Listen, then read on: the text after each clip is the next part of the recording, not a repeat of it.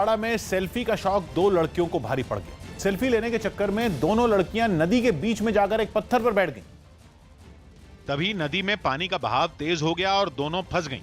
नदी के बीच में फंसने की वजह से उनके लिए किनारे तक आना मुश्किल हो गया, क्योंकि पानी की तेज धार में कभी भी उनका पैर फिसल सकता था और वो बह सकती थी।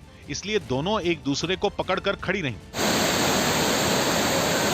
नदी के किनारे खड़ी उन लड़कियों के दोस्तों ने आसपास के लोगों और पुलिस को इसकी खबर दी, जिसके बाद उन्हें बचाने की कोशिश शुरू हो गई। हालांकि रेस्क्यू टीम के लिए भी ये आसान नहीं था। बड़ी मुश्किल से वो लोग मोटी रस्सी के सहारे उन लड़कियों तक पहुंचे और फिर एक एक कर उन्हें उस पत्थर से उतारा जिस पर खड़े होकर उन्होंने अब तक अपने आप को बहने से बचा रखा था। जिसके बाद बचाव टीम उन लड़कियों को लेकर धीरे धीरे नदी के किनारे तक पहुंची। टेक्निक रहती है, हम लोग कई चैनल देखते रहते हैं, डिस्कवरी उसी आधार पर हम लोग ने अपना वो मेहनत करके निकाला।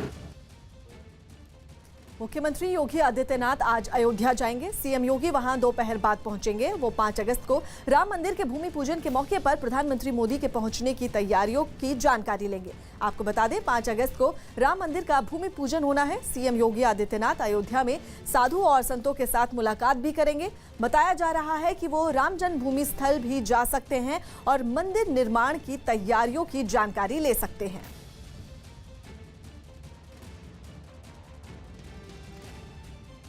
इजरायल में सरकार विरोधी प्रदर्शन के दौरान भीड़ और पुलिस के बीच झड़प हो गई। ये लोग कोरोना से निपटने में नाकाम रहने और भ्रष्टाचार जैसे मुद्दों के खिलाफ प्रधानमंत्री नेतन्याहू के आवास का घेराव करने पहुंचे थे। लेकिन रोके जाने के बाद उनकी वहां तैनात पुलिस वालों से धक्का मुक्की शुरू हो गई। पुलिस वाले भीड़ को खदेड़ने के लिए पानी की बौछार करने लगे। पानी की बौछार की वजह से लोगों को वहां से हटना पड़ा। पुलिस ने लोगों को हटाने के लिए ताकत का भी इस्तेमाल किया। कई लोगों को तो जबरन घसीटते हुए वहां से दूर हटा दिया गया।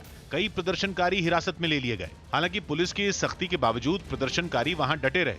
पोस्टर और तख्तियां लेकर पहुंचे लोगों ने प्रधानमंत्री नेतन्याहू के खिलाफ जमकर नारेबाजी की। महाराष्ट्र में कोरोना मरीजों की संख्या 3.5 लाख हुई। महाराष्ट्र में कोरोना मरीजों का आंकड़ा 3.5 लाख के पार पहुंचा। 24 घंटे में 9,615 मरीज बढ़े। बिहार के दरभंगा में बाढ़ की मार झेल रहे लोग सड़क पर रहने को मजबूर हुए।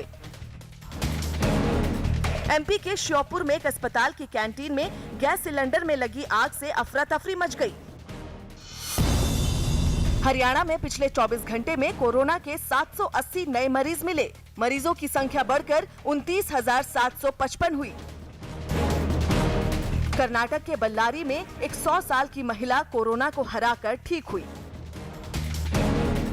पटना में एम्स की 4थी मंजिल से छलांग लगाकर एक कोरोना मरीज ने खुदकुशी कर ली। कोरोना की मार झेल रहे बांग्लादेश में अब लोग बाढ़ से भी बुरी तरह जूझ रहे हैं। बांग्लादेश का करीब 1/3 हिस्सा बाढ़ की चपेट में है और लाखों लोग इससे बुरी तरह प्रभावित हैं। क्योंकि लगातार बारिश की वजह से वहां की ज्यादातर छोटी बड़ी नदियां उफान पर हैं और उनका पानी रिहायशी इलाकों में घुसकर तबाही मचा रहा है। मुंशीगंज से बाढ़ की जो तस्वीरें सामने आई, उनमें चारों तरफ पानी ही पानी नजर आया। जमीन का नामो निशान तक नहीं दिखा। सैलाब की वजह से सड़कें नदियों में तब्दील हो गई। मकान से कदम बाहर रखने पर भी डूबने का खतरा पैदा हो गया। मकानों में भी कई फीट पानी भर गया। पानी भरने से लोगों के खाने पीने का सामान, कपड़े, सब कुछ बर्बाद हो गया। गाय और भैंसों के लिए चारा तक नहीं बचा।